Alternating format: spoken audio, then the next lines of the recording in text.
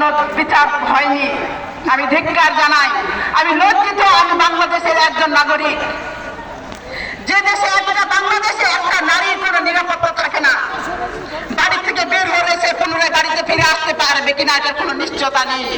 শুধু নারী না, বর্তমানে সারা বাংলাদেশে কোনো ব্যক্তির একটা ভিক্ষুক থেকে শুরু করে কোনো মানুষের জীবনের কোনো নিরাপত্তা নাই।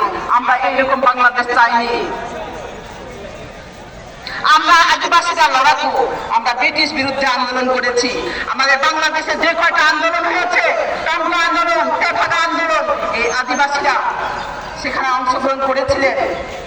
কিন্তু আমরা আদিবাসীরা আজকে সবচাইতে পিছিয়ে পড়ার জন্য গোষ্ঠী। আমরা পিছিয়ে পড়ার জন্য গোষ্ঠী না, আমাদেরকে সেটা করিয়েছে।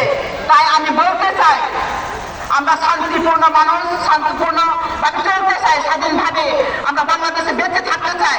আমি আমার কথা আমি বলতে পারবো না, এটা হতে পারে না। এবং যে বাংলাদেশের কমিউনিস্ট পার্টি, এরাই হচ্ছে গরিব মেহনতি মানুষের